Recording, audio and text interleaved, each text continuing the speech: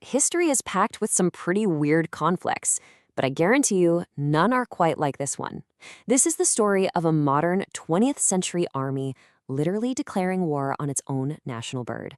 And as wild as that sounds, it's 100% true. And we're not talking about a couple of farmers with shotguns here. No. This was an official military operation. The Australian government, specifically the Minister of Defence, Sir George Pearce, actually authorized soldiers from the Royal Australian Artillery to head out to Western Australia. And their weapons? 2 state-of-the-art Lewis automatic machine guns, and get this, 10,000 rounds of ammunition. And who was this heavily armed enemy? Not a foreign power, but a massive migrating flock of 20,000 emus. Yes, the birds. Which of course leads to the big question, how on earth did things get so out of hand that bringing in machine guns seemed like the only logical answer to a bird problem? Okay, so, a war on birds. How does that even happen? Let's dive into the absolutely bizarre premise behind this whole thing. First off, this wasn't some rogue mission. The Great Emu War, as the newspapers mockingly nicknamed it, was a fully sanctioned military action. The objective was crystal clear. Use serious firepower to cull a giant emu population that was just wrecking farmland. In the government's mind, this was a serious response to a huge economic threat. But here's the thing, this story isn't just absurd, it's also deeply tragic. To really understand the why, we have to look at the people involved and the series of absolute disasters that pushed an entire community right to the edge. This conflict didn't just pop up out of nowhere. It was the result of a total perfect storm. See, after World War I, Australia gave its veterans land to farm wheat. Great idea, right? Except a lot of this land was, well, it was marginal at best. Then, the Great Depression slams into the world economy and the price of wheat just plummets. So right when these farmers are on the brink of financial ruin, a massive drought hits, forcing a huge migration of emus directly onto their land. And the scale of this migration is just staggering. We're talking 20,000 of these huge, hungry, thirsty birds descending on this area. The farmers had basically, and accidentally, created a giant irrigated buffet right in the middle of the emu's traditional migration path. The damage was catastrophic. The emus weren't just eating the wheat, they were trampling it, just flattening entire fields. And worse, they were so big and strong, they just tear right through the fences, which then let hordes of rabbits in to finish off whatever was left. And here's the crucial part. These farmers were ex-soldiers. They didn't see this as a pest problem. In their minds, this was an invasion. So they didn't go to the Minister of Agriculture for help. They went to the Minister of Defense and asked for machine guns. So the stage was set. And this is where the story shifts from a real human tragedy to something that is just an outright farce.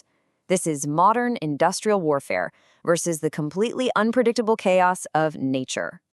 Now, on paper, this should have been a total slaughter. I mean, the Lewis gun could spit out over 500 rounds a minute. But the emu had its own defenses. They can run nearly 30 miles an hour in these crazy zigzag patterns. And when you shot at them, they didn't panic and bunch up. They scattered in 1,000 different directions. The soldiers literally described it as guerrilla tactics. So this machine gun, a weapon designed to mow down predictable human formations, was pretty much useless against this fast, chaotic, and totally decentralized enemy. The guy in charge, Major Meredith, very quickly developed this sort of grudging respect for his enemy. You can hear it in his own words. He was just stunned by their resilience, even comparing them to tanks.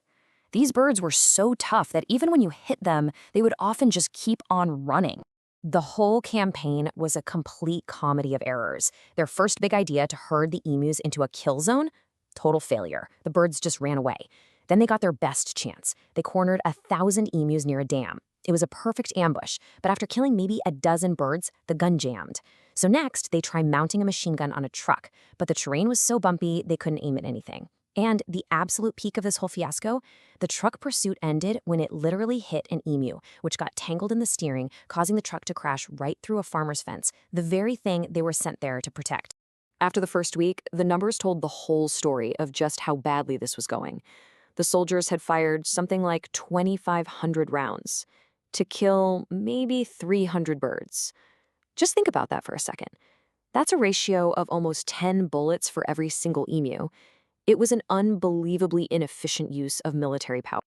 As you can probably guess, the press and politicians had an absolute field day. The whole operation became a national laughingstock.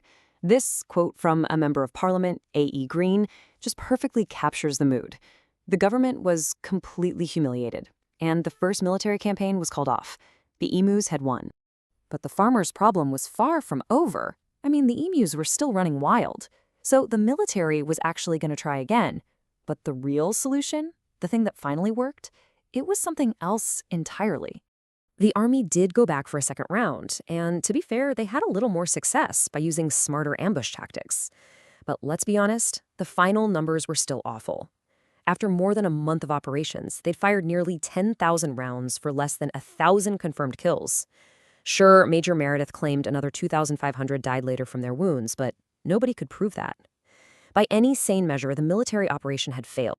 So, with the high-tech military approach proving to be a costly public failure, the government completely switched gears. Instead of sending in soldiers, they turned to a much simpler incentive: cold, hard cash. And the results of this new strategy? Well, this right here is the whole point of the story. The professional soldiers with their machine guns killed less than 1,000 emus in a month.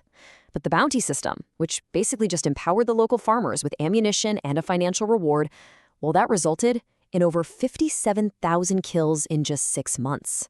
It proved, beyond the shadow of a doubt, that decentralized, local know-how was infinitely more effective than a blunt, centralized military force. But the story doesn't quite end there.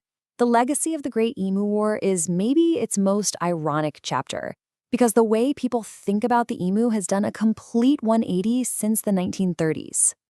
At the time of the conflict, the emu was officially classified as vermin in Western Australia. Simple as that.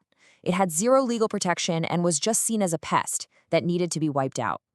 And today? Today, the emu is a protected species and a beloved national icon. It stands right there, alongside the kangaroo, on the Australian coat of arms, literally holding up the shield of the nation. The very bird the army was sent to destroy is now a proud symbol of the country itself. So, what do we take away from this whole strange affair? Well, first, you probably can't solve complex environmental problems with machine guns.